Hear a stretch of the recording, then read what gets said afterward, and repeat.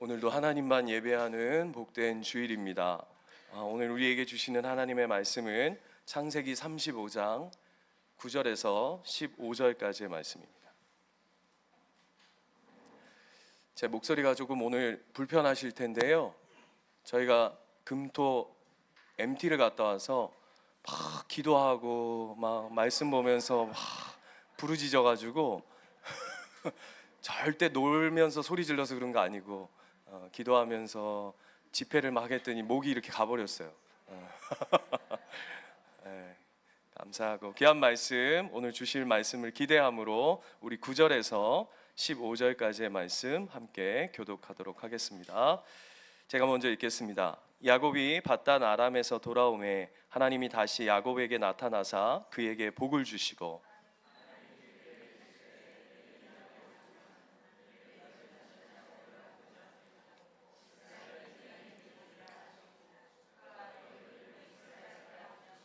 하나님이 그에게 이르시되 나는 전능한 하나님이라 생육하며 번성하라. 한 백성과 백성들의 총회가 내게서 나오고 왕들이 내 허리에서 나오리라.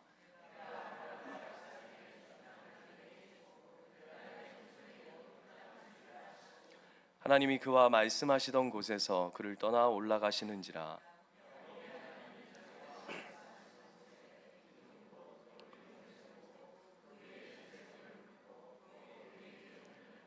함께 읽겠습니다. 하나님이 자기와 말씀하시던 곳의 이름을 베델이라 불렀더라.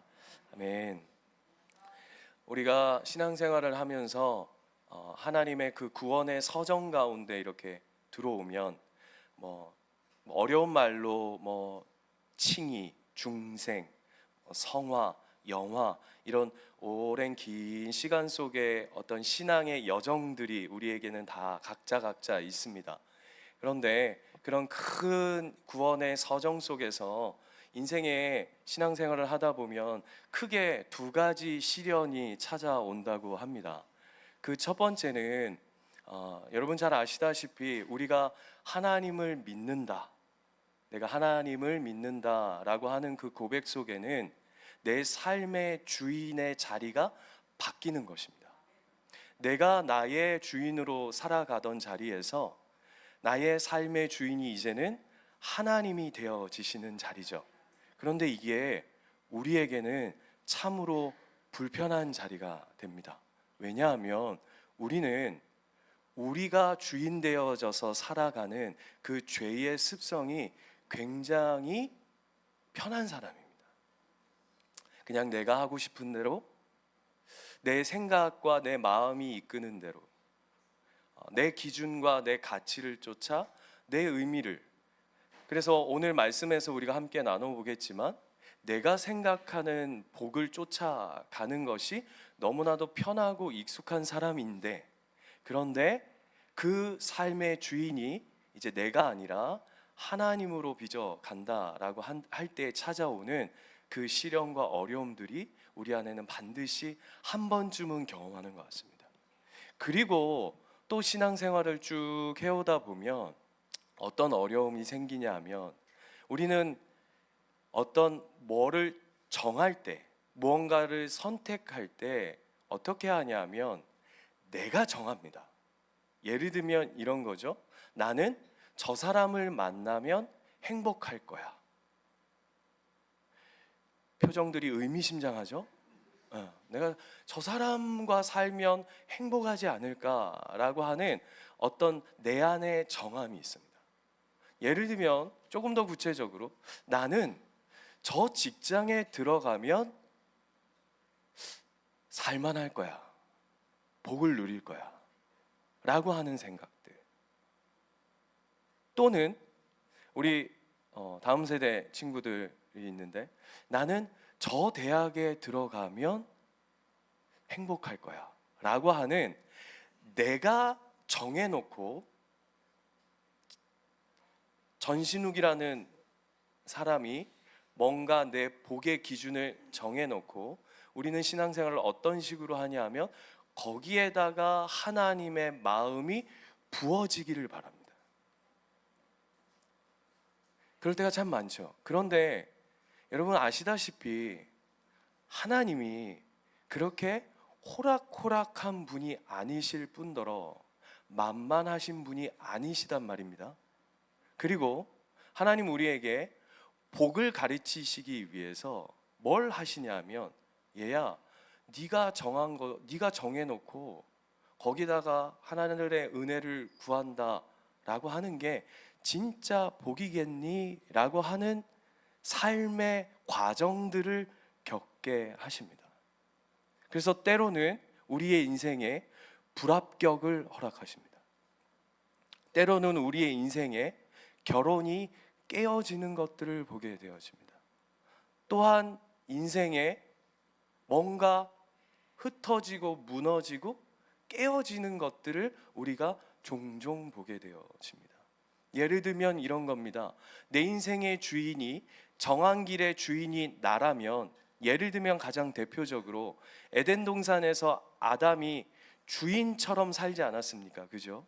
그런데 하나님께서 아담에게 분명하게 말씀하신 게 무엇이었냐면, 네가 이 에덴 동산에서, 내가 허락한 이 동산에서 가장 아름답고 존귀하게 살아갈 수 있는 유일한 길은 단 한 가지인데, 그것이 무엇이냐면 하나님을 주인으로 인정하는 것이다. 그래서 어떻게 되냐면, 그 하나님의 주인됨이 끊어지자 네가 주인이 아님을 하나님께서 아담에게 가르쳐 주시죠. 어떻게 해요? 에덴 동산에서 쫓겨납니다. 여러분, 에덴 동산의 주인이 아담이었다면, 아담이 실수하고 범죄하였음에도 불구하고 거기서 아담이 쫓겨나는 것이 아니라 하나님이 물러서 주셨어야 할 것입니다. 그런데 하나님이 아담에게 반드시 보여주고 싶으셨던 사실 하나, 이 땅의 주인은 네가 아니라 바로 나다.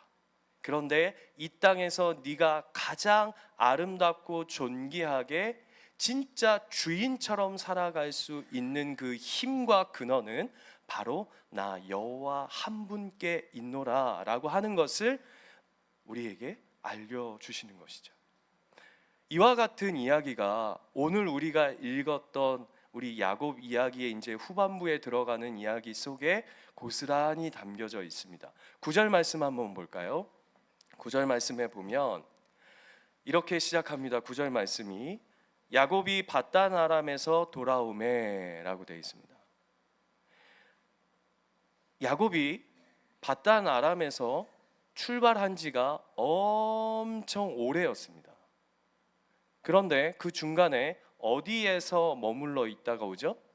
세겜이라는 곳에서 굉장히 긴 시간, 최소 20년, 한 30년 가까운 시간 속에 텀이 들어집니다. 그런데 하나님 뭐라고 말씀하시냐면, 베델로 올라왔을 때, 그 8절 그 윗절을 보면 지난주 기억나십니까? 엘론 바굿, 그 다음에 엘 베델. 그래서 베델로 야곱이 드디어 올라왔을 때, 다시금 돌아왔을 때 드디어 하나님이 뭐라고 말씀하시냐면 이렇게 얘기하십니다. 드디어 야곱이 돌아왔다. 이게 성경이 강조하고 싶은 부분입니다. 뭐라고요? 베델로 오니까, 베델에 들어서니까, 베델로 야곱이 돌아오니까 하나님이 그제서야 뭐라고 말씀하시냐면, 밧단 아람을 떠났을 때 돌아왔다라고 얘기하지 않았고, 세겜에 머물렀을 때 돌아왔다 얘기하지 않았어요. 하나님이 약속하신 베델에 돌아왔을 때 하나님이 분명히 뭐라고 말씀하시냐면, 드디어 야곱이 베델로 돌아왔다, 이렇게 얘기해요. 이 이야기를 통해서 우리가 뭘 깨달을 수 있냐 하면, 여러분, 베델까지 와야 합니다. 베델까지 와야 합니다. 왠지 아세요? 내가 오케이 한다고 오케이가 아니라는 거예요. 야곱은 세겜에 들어갔을 때 굉장히, 오늘 본문에도 살펴보겠지만 굉장히 평안했어요. 괜찮았어요. 우리식으로 해볼까요?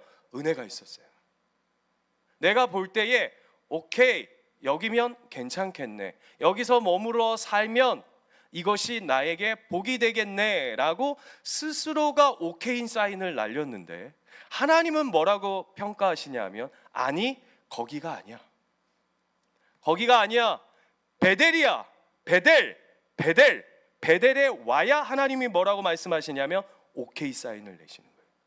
이 삶이 고스란히 압축되어져 있는 인물이 있습니다. 누구냐 하면 예수님이십니다. 예수님은 하나님이 어디까지 가라 하시죠?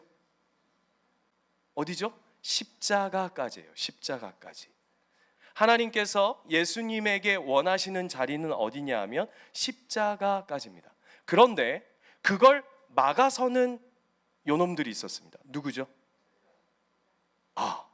제자 가기 전에 사탄이 그래서 예수님의 십자가의 경로 속에 그 시작점에서 딱 멈춰 세우고 광야에서 뭐라고 얘기합니까? 그것도 무려 3가지. 압축하면 이겁니다. 아이고, 뭘 힘들게 십자가를 가? 너 힘 있잖아. 너 돌을 명해서 떡 만들 수 있잖아. 쉽게 가. 뭘 십자가를 가? 여러분, 이런 시험 우리 안에도 겁나 많지 않습니까? 오늘 아침도 겁나 많았을걸요? 오늘 아침부터 뭘 일찍 교회를 가? 온라인 있잖아. 전신욱 목사보다 탁월한 설교가가 얼마나 많은데 찬양이 막 은혜가 넘쳐. 봐라 싱어 에이 뭘 예수님 교회를 가? 그냥 적당하게 은혜를 누려. 아니야, 거기 아니야. 너 힘 있잖아. 그럴 힘이 있잖아. 그거보다 조금 더 가볼까요? 뭘 일찍 가? 피곤하게. 웃으시는 분들이 계시죠?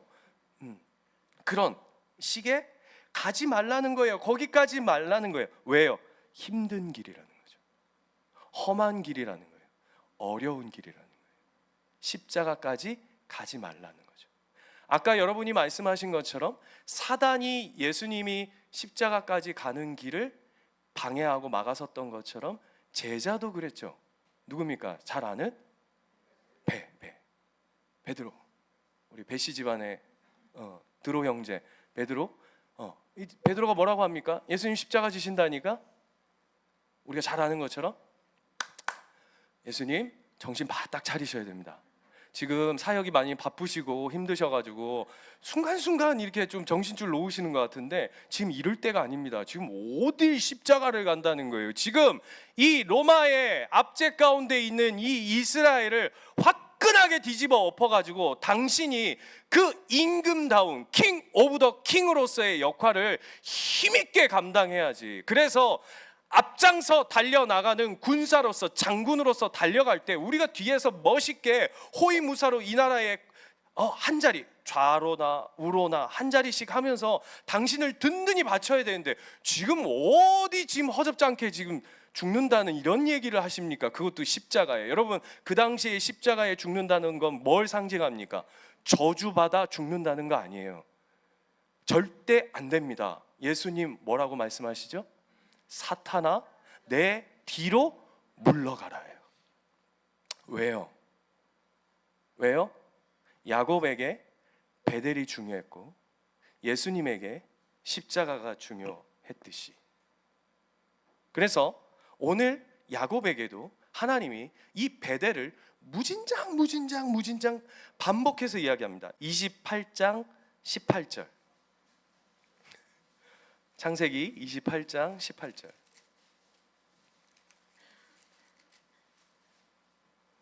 28장 18절 가시면 자 보세요. 야곱이 아침에 일찍이 일어나 베개로 삼았던 돌을 가져다가 기둥으로 세우고 그 위에 기름을 붓고 그곳 이름을 베델이라 하였더라. 이 성의 옛 이름은 루스더라. 여기서가 하나님과 야곱의 그 베델의 첫 만남이 이루어졌던 장소죠. 베델입니다. 28장의 베델. 31장 가볼까요? 31장 11절.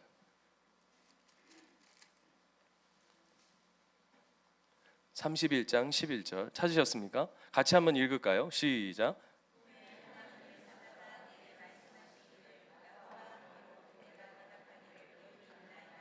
12절 이르시되 내 눈을 들어 보라 양떼를 탄 수량은 다 얼룩무늬 있는 것과 점 있는 것과 아름진 것이니라. 라반이 내게 행한 모든 것을 내가 보았노라. 13절 나는 베델의 하나님이라. 내가 거기서 기둥에 기름을 붓고 거기서 내게 서원하였으니 지금 일어나 이곳을 떠나서 내 출생지로 돌아가라 하셨느니라. 이곳 베델. 세 번째 35장 1절.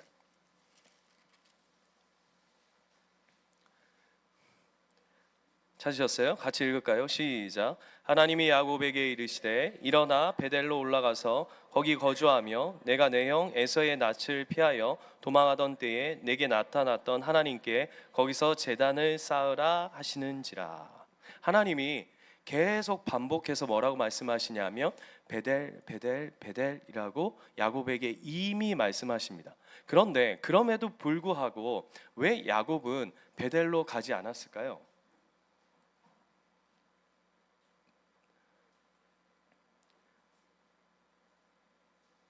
우리의 인생 가운데도 하나님이 여기까지 이렇게 요구하시는 일들이 있거든요.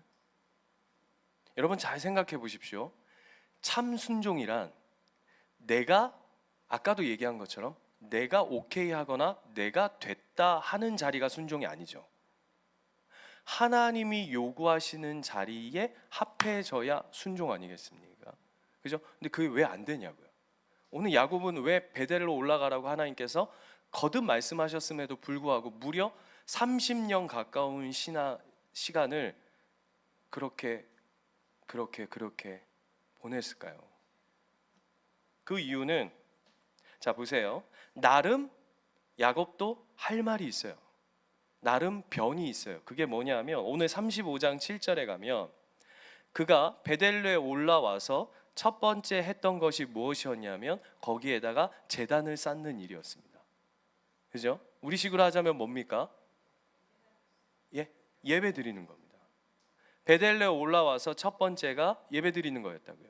그런데 재밌는 건 33장 20절 가보십시오. 33장 한 장만 앞으로 넘어가시면 20절에 이렇게 되어 있습니다. 거기서 제단을 쌓고 그 이름을 엘렐로의 이스라엘이라 불렀더라 라고 얘기합니다. 야곱이요 여기서도 제단을 쌓습니다. 그리고는 뭐라고 얘기하냐면 엘렐로의 이스라엘이라고 합니다. 엘렐로의 이스라엘이 뭐냐면 하나님, 쉽게 말하면 하나님 나의 하나님입니다. 하나님 야곱의 하나님, 이게 엘렐로의 이스라엘입니다. 자, 야곱이 왜 베델로 올라가지 않고 할 말이 베델로 올라가라고 하는 하나님의 뜻 안에서도 여전히 이 세겜에 머물렀던 이유가 뭐냐 하면 나름 여기서 예배했어요예요. 신앙생활하면 이게 참으로 어렵습니다. 하나님, 쉽게 얘기해 볼까요? 얼마 전에 저희 아들이 저한테 이제 저희 집은 한 명 혼나는 일이 거의 잘 없습니다. 운명 공동체이기 때문에 1번이 혼나면 2, 3번 같이 혼나고 2번이 혼나도 1, 3번이 같이 혼납니다. 모든 게 다 연결되어져 있어요. 아이들이 혼나는 일에는 개별적인 부분들은 잘 없더라고요. 가정에서 특별히. 그래서 이제 1번이 혼나는데 보통 이제 아이들을 혼내면 1번, 2번, 3번을 같이 이렇게 세워놓고 혼내면 1번을 혼내도 2번, 3번 가운데 영향력이 흘러갑니다. 그래서 여러분 잘 아시지만 막내는 눈치가 겁나 빠릅니다. 그래서 1번과 2번의 동태가 심상치 않다 그러면 벌써 자기는 이제 저쪽 방에 가 있습니다. 자기는 여기에 해당 사항이 전혀 없다라고 하는 것에 분명한 선언을 하면서 도망가 있는 것이죠. 그래서 1번이 이제 혼을 내는데 이제 뭐 때문에 혼을 냈냐면 이놈의 새끼가 요즘에 이 축구에 완전 홀릭이 돼가지고 들어오면 뭐 공부고 뭐고 없고 일단 TV부터 킬라 하고 그 다음에 뭐 책도 보면 뭐 다 잡지책인데 저도 어렸을 때 보지 못했던 그 퀄리티 높은 칼라로 된 잡지 축구책을 무려 몇 권씩 가지고 있으면서 내가 진짜 기가 차요. 아버지 생일, 어머니 생일 뭐는 하나도 기억을 못하는 인간이 축구 선수 이름은 기가 막히게 알 뿐더러 이 선수의 왼발인지 오른발인지 이 선수가 뭐 팀이 어딘지 이런 걸 막 기가 막히게 아는 거예요. 그래서 제가 꼭지가 돌아가지고 막 이제 야 숙제했어? 그랬더니 했대. 숙제했어? 했을 때 아니요. 이래야 제가 아시죠? 이게 부모로서의 권위를 확 밀고 갈 텐데 숙제했어? 했는데요? 했어? 했구나. 큐티 했어? 예. 큐티도 했어? 예. 논술 했어? 했는데요. 다 했어? 예. 가져와봐. 한 것과 제 마음에 흡족한 건 다른 문제죠. 야, 목사님 진짜 못됐다. 자, 보세요. 한 것과 제 마음에 흡족하게 하는 거하고는 다른 문제잖아요. 그죠? 이해되시죠? 그래서 가지고 와 했어요. 근데 봤더니 잘한 거예요. 할 말이 없어진 거예요. 그래서 제가 야, 그래도 잘했네. 근데 그래도 뭐 이렇게 맨날 와서 TV 보려고 그러고 게임 하려고 그러고 맨날 그런 것만 보려고 하지 말고 공부 좀 해. 그랬더니 이렇게 하면 요 정도에서 서로 훈훈하게 끝나야 했을 텐데 요놈의 새끼가 저한테 뭐라 하냐면 아빠, 그건 내가 학원 다녀주잖아요. 이러는 거예요. 여기서 제가 순간 목사임을 놨어요. 목사와 아버지로서 말이 학원 다녀주잖아요. 여러분, 학원을 저를 위해 다닙니까? 예, 여러분, 학원비가 비싸요. 1, 2, 3예요. 그 학원비를 대려면 만만치 않습니다. 아시잖아요. 저보다 여러분 더 잘 아실 거예요. 아이들 학원 하나 보내는데 근데 아이들이 뭐라고 얘기하냐면 학원 다녀주잖아요. 예요. 공부해 주잖아요. 내가 학교 가 주잖아요. 열받죠? 그죠? 근데 우리가 하나님 앞에 요렇콤 합니다. 하나님, 내가 예배 드려 주잖아요. 하나님, 내가 쎄 빠지게 벌어가지고 힘들게 벌어가지고 자존심 굽혀가면서 피곤한 몸을 이끌고 일해서 돈 번 거 하나님 헌금 드려 주잖아요. 하나님, 내가 교회에서 남들은 그냥 주일날 궁뎅이 붙이고 왔다 궁뎅이 붙이고 가고 이렇게 하지만 난 나름 교회 안에서 뭐 교사도 하고 찬양팀도 하고 뭐 집사도 하고 권사도 하고 사역도 하고 봉사도 하고 식당 봉사도 하고 하잖아요. 이게 우리가 베델로 가지 않는 변이라고요. 할 말 있는 거죠. 고민해 봐야 되는 거예요. 그런데 질문 하나 해볼게요. 하나님은 왜 그토록 베델에 집착하실까요? 베델이 무슨 뜻입니까? 베델. 네? 베델. 제가 학교 다닐 때, 대학교 다닐 때 저희 대학교 바로 밑에 그 김밥집이 있었거든요. 근데 그 당시에 김밥이 굉장히 이제 비쌌는데 그 집 엄청 쌌어요. 예를 들면 다른 집 1,500원 하면 그 집은 1,000원이었어요. 그리고 김밥이 이만해. 김밥이 이만해요. 여러분, 김밥이 이만해도 밥만 이만큼 있으면 아무 의미가 없잖아요. 그죠? 근데 김밥이 이만해요. 그런데 그 김밥집 이름이 뭐였냐면 베델이었어요. 사모님이 하시는 김밥집이었어요. 베델이 뭐냐면 하나님의 집 아닙니까? 하나님의 집. 저는 그 김밥집을 들어갈 때마다 하나님의 집을 경험했어요. 왜? 배고플 시절이니까요. 대학생 때 얼마나 배고프십니까? 돈은 별로 없고 학생 식당 뭐 얼마 할 때 그걸로 배가 차지 않아서 그 김밥집에 가면 사모님이 이만한 두꺼운 김밥을 툭툭툭툭 잘라주면서 그 꼬다리 또 잘 안 먹거든요. 그래서 꼬다리를 이렇게 모아 놓으면 서비스로 이렇게 막 줘. 그러면 하나님의 은혜가 확 물밀듯 밀려오는 그런 것처럼 하나님이 이런 것 때문에 베델이라고 하는 거를 계속 우리한테 베델 이 얘기하는 걸까요? 왜 하나님은 이토록 베델에 집착할까요? 더 이런 비슷한 이야기가 있죠. 하나님이 이스라엘에게 가나안 땅을 그토록 또 강조하십니다. 얘들아, 가나안 땅에 들어가야 된다. 가나안 땅이다. 가나안 땅, 가나안 땅. 왜요? 왜 이스라엘에게 가나안 땅이 이렇게 중요하고 야곱에게 베델이 이렇게 중요하고 예수님에게 십자가가 중요하듯이 왜 거기를 그렇게 하나님께서 집착하실까요? 왜? 생각 안 해보셨습니까? 왜 베델이어야 되냐고요? 많잖아요. 네? 굳이 왜 꼭 베델이어야 돼? 왜 하필 가나안 땅이어야 돼? 여러분, 가나안 땅이 젖과 꿀이 흐르는 땅이라고 하지만 여러분, 아브라함이 들어갔을 때 그 땅이 젖과 꿀이 흐르는 땅이었습니까? 가나안 땅이요? 척박했어요. 가뭄이었어요. 그죠? 그런 땅이란 말이에요. 가나안 땅은 또 누구의 자손의 땅입니까? 함의 자손의 땅, 저주받은 땅인데 하나님이 그 땅에 들어가라 하신다고요. 왜요? 뭘 우리에게 이야기하고 싶을까요? 열왕기상 8장 한번 가보겠습니다. 열왕기상 8장. 저희 교회는 성경책을 안 가져오면 굉장히 불편한 교회입니다. 열왕기상 8장 27절로 가볼까요?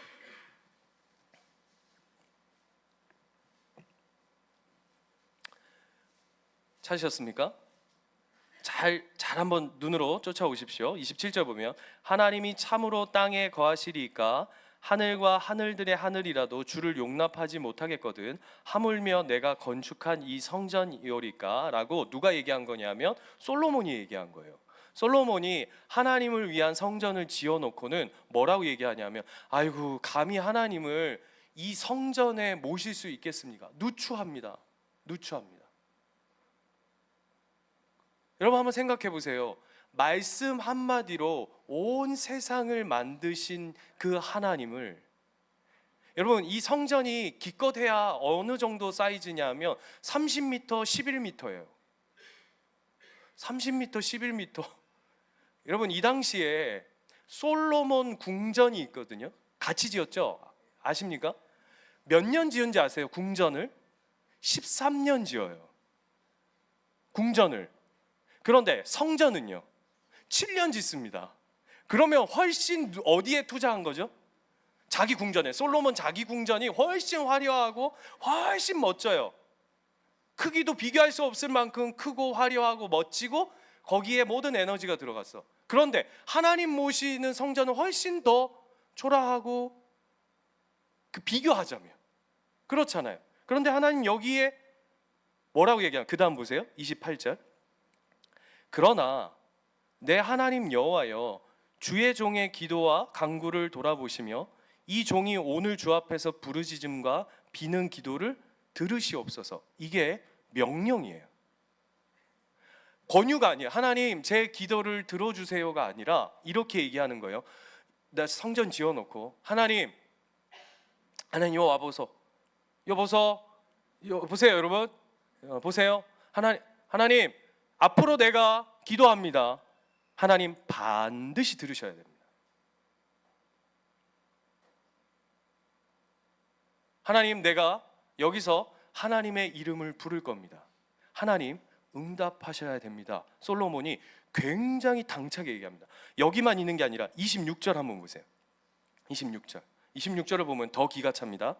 그런즉 이스라엘의 하나님이여 이게 지금 솔로몬이 하는 이야기예요. 하나님이여 원하건대 주는 주의 종 내 아버지 다윗에게 하신 말씀이 확실하게 하옵소서. 지금 무슨 얘기를 하냐면 이걸 제 버전으로 이거를 여러분 우리가 듣기 쉬운 버전으로 바꿔보겠습니다.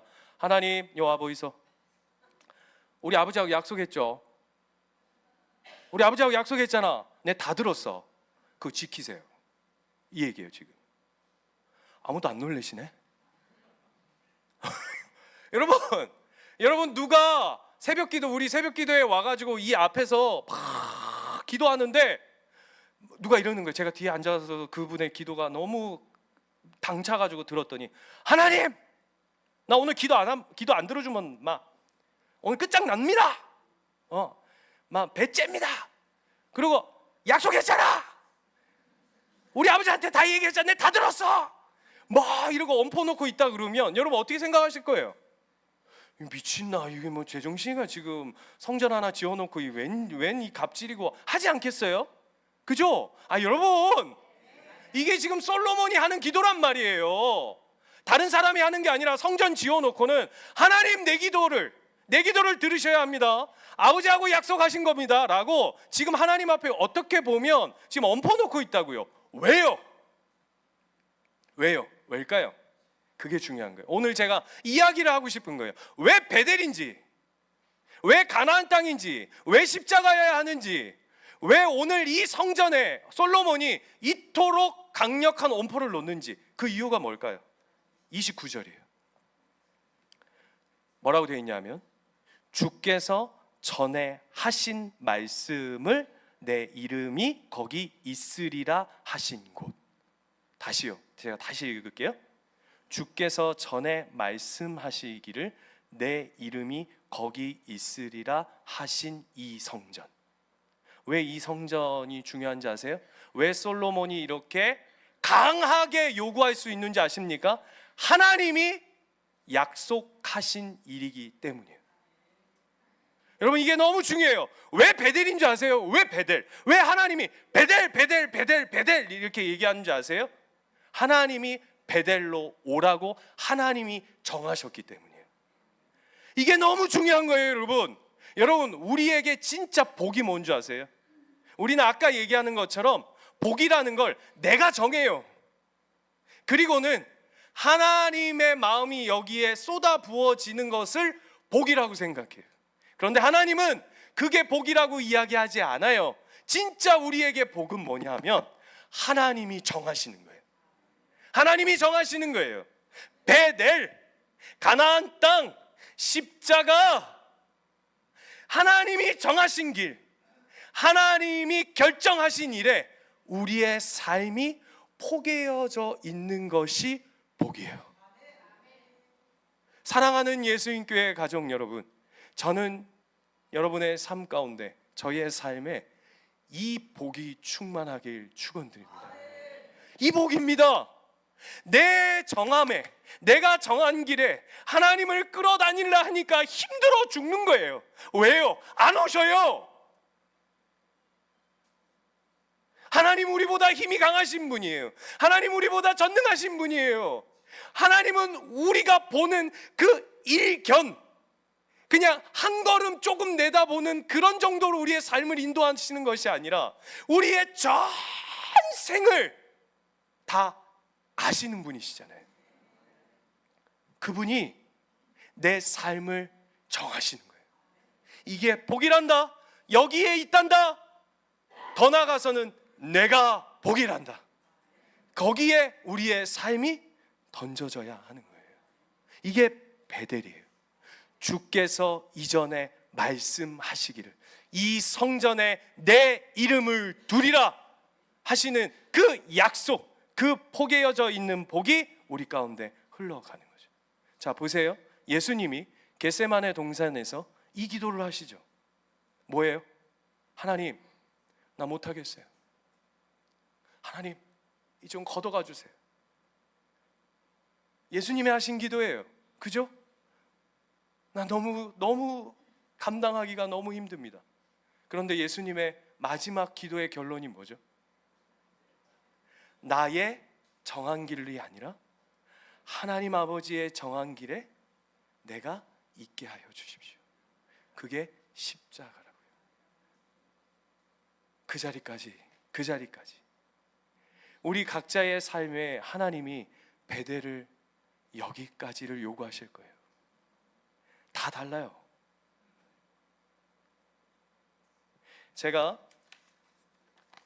책 한 대목을 소개하려고 해요. 제목은 행복한 한스라고 하는 책의 한 대목이에요. 한번 잘 들어보세요. 한스는 7년 동안 부지런히 일한 대가로 큼지막한 금덩이를 가지고 집으로 돌아가는 길이었다. 커다란 금덩이는 그를 행복하게 했다. 그러나 얼마쯤 시간이 흐르자 무거운 금덩이는 그를 지치게 만들었다. 그는 어느새 금덩이가 귀찮아졌다. 마침 말을 탄 사람이 지나가는 걸 본 한스는 그 금덩어리를 말과 바꿨다. 한스는 만족스러웠다. 그런데 악마가 말을 공격하자 놀란 말은 그를 땅에서 떨어뜨리고 말았다. 화가 난 한스는 곧 우유를 짤 수 있는 암소와 말을 바꿔버렸다. 한스는 또한 행복했다. 그러나 이번에도 그의 행복은 오래가지 않았다. 그가 행복을 느낀 것은 암소가 주는 우유 때문이었는데 얼마 후 암소가 우유 한 방울을 내지 않았기 때문이다. 암소가 싫어진 그는 암소를 돼지와 바꿔버렸다. 얼마 후 돼지를 매와 바꿨고 다시 매를 숫돌 2개와 바꿨다. 유쾌하게 가위를 갈고 있는 사람이 매우 행복해 보였기 때문이다. 숫돌 2개를 가진 한스는 다시 행복해졌다. 그러나 숫돌은 걸음을 옮길 때마다 무게를 더했고 한스는 점점 피곤하고 목이 말라갔다. 간신히 우물을 발견한 그는 물을 마시기 위해 몸을 굽혔는데 그때 숫돌 2개가 그만 우물 속에 빠져버리고 말았다. 그때까지 숫돌 무게 때문에 힘들고 불행했던 한스는 비로소 숫돌을 잃고 행복해져서 하나님께 감사 기도를 드렸다. 어려울 때마다 구원해 주시니 감사합니다.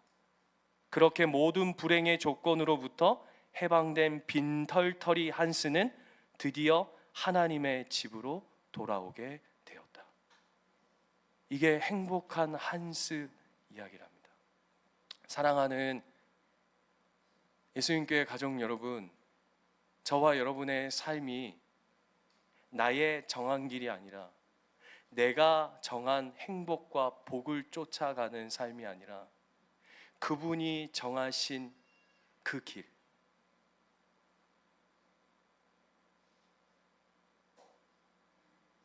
그 길에 때로는 어렵고 힘들고 때로는 눈물 나고 막막한 순간이 우리의 삶 가운데 찾아올다 할지라도 그것이 우리의 인생의 가장 큰 복임을 다시 한번 오늘의 말씀을 통해 우리의 심령 가운데 새기셔서 날마다 풍성한 은혜를 누려가시는 저와 여러분 되시기를 축원드립니다. 그런데 문제가요, 제 설교는 이렇게 안 끝나요. 왜냐하면 이렇게 끝나면 여러분 돌아가시죠? 그러면 또 아까 우리 적당한 세겜쯤 어딘가에 툭툭툭툭, 야 오늘도 주일 예배 패스 갔다 왔잖아, 이렇게 우리가 살아갈 수 있어요. 더 노골적으로 얘기해 볼까요? 오늘 본문이 거기서 안 끝나요. 오늘 본문이 35장이 어디로 이어지냐 하면 야곱을 이스라엘로 다시금 부르는 자리로 가요. 이게 첫 번째 있었던 이야기가 아니잖아요. 하나님이 계속 야곱 너 이제 이거 할 때부터 바꿔주신 거 아니었습니까? 뭐 할 때였죠? 씨름할 때. 씨름하면서 네 이름이 야곱인데 이제 이스라엘로 해라. 그런데 지금 또 얘기해요. 베델레 올라오니까. 왜요? 쉽게 말하면 뭡니까? 야곱이 이스라엘로 안 산 거죠.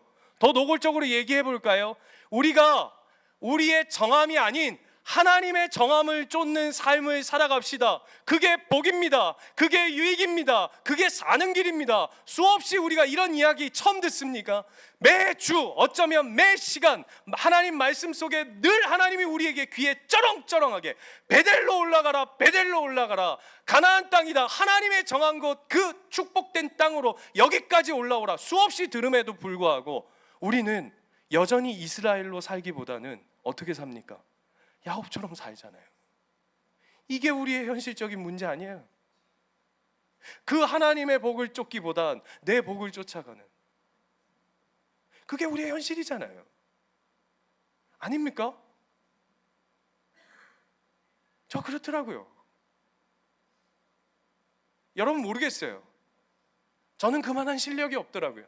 하나님의 복을 쫓을 만한 내 안에 실력이 없음을 내가 매 순간 경험해요. 매 순간. 근데 우리가 야곱임을 하나님이 너무 잘 아셔서, 자 본문으로 가볼게요. 어떻게 하시냐면 10절, 하나님이 그에게 이르시되 내 이름이 야곱이지만은, 이게 무슨 말인지 아세요? 제가 다시 이걸 번역해 드릴게요. 하나님이 그에게 이르시되 네가 신앙생활이 그 꼬라지이지만은 아시겠어요? 지금 그 얘기하는 거예요. 야곱한테. 네가 지금 그 모양 그 꼴하지만, 네가 믿음이 없지만, 네가 형편없지만 라고 얘기하는 거예요.